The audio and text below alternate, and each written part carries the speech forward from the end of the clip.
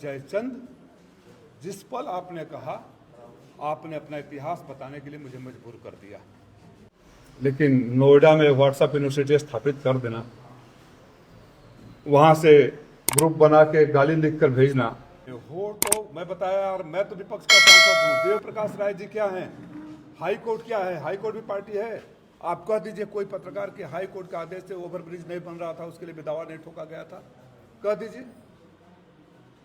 एक भी पत्रकार कहता है। मैं फिर आपको मैं निवेदन कर रहा हूँ बड़ी शालीनता से कि मैं अगर गलत बोल रहा हूँ तो आप खुद टोक दीजिए, किसी भारतीय जनता पार्टी के या किसी माननीय के जवाब का इंतजार मत करो। मैं सिर्फ इतना निवेदन करना चाहता हूँ, कि भारतीय जनता पार्टी के सरकार में भी और मंत्री हैं। आपसे पहले भी मंत्री थे, आपके बाद भी मंत्री होंगे ना। जयचंद, जिस पल आपने कहा, आपने अपना इतिहास बताने के लिए मुझे मजबूर कर दिया। चुनाव लड़े नहीं हैं, मगर बहुत चुनाव देखे हैं। चुनाव कैसे लड़ा जाता है जरूर देखें। उनके आते ही सबसे बड़ी ऐतिहासिक हार उन्हीं के विभाग नगर पालिका में हो गया। इससे बड़ा ऐतिहासिक वार खोज ले मऊ के इतिहास में हुआ था।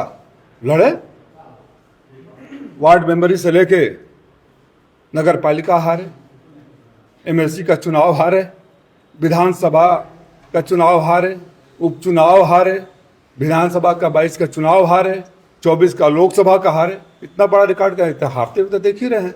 और अगर यही रहेगी तो मेरी शुभकामनाएं हैं। एक गलती से जो खाता मधुबन में खुल गया था, आपका स्वागत है। इस बार भी नीलबटा सन्नाटा हो जाएगा। तो माननीय मंत्री के शर्मा जी के द्वारा लगातार कन्विंस किया जा रहा है स्मार्ट मीटर लगाने के लिए। पूछिए कि आपका जब भारत सरकार की गाइडलाइन है, पार्लियामेंट में बोला है, तो आपका व्यक्तिगत क्या उसमें है।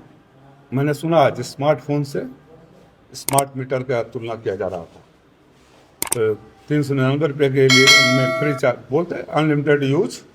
मैं अभिनंदन करूंगा। मैं तो ये मांग करता हूं कि गाइडलाइन के विपरीत, और इसके लिए बहुत मैं आऊंगा आपके सामने, जिस कंपनी के पास पेटेंट है, जो नागपुर की कंपनी है, भारत सरकार से पेटेंट है, उसके स्मार्ट मीटर को चुराकर कुछ चंद उद्योगपतियों के सहारे उनका मार्केट में पुश करना। मैंने कहा था, मुझे लगता है कि पहले यहाँ के विद्युत कंपनियों को प्राइवेट हाथों में दिया जाए।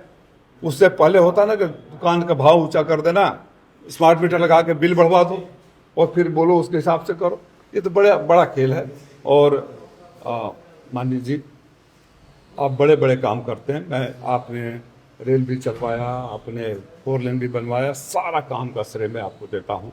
मैं आपसे कोसी के लोगों के तरफ से, मऊ के लोगों की तरफ से हाथ जोड़कर निवेदन कर रहा हूँ कि आप रेल मंत्रालय का काम करा देते हैं, आप नेशनल हाईवे का काम करा देते हैं। जबकि सही है कि आप ये लोग के सामने मन से बोलते हैं कि कसारा कोपागंज के लिए मैं 3 साल में 36 पत्र लिखा हूँ, वो भी एक बहादुरी समझते हैं अपनी सरकार में। तो माननीय जी, आप महान हैं, आपका मैं अभिनंदन करता हूँ। आप जिस विभाग के मंत्री हैं उसको तत्काल आदेश दीजिए कि मेरे गृह जनपद में कम से कम कहा जाता हूँ, उनको नहीं कर रहा हूँ, मैं स्पष्ट रूप से बता दे रहा हूँ। एक हमने के मुहावरा होला ना गाँव में कि डेनियो साहब घर छोड़ दे ले, बल जला ना। तो आप कम से कम मऊ में आदेश दीजिए कि जितने स्मार्ट मीटर लगे हैं तत्काल वापस लिया जाए, क्योंकि गाइडलाइन के विपरीत लगे हैं।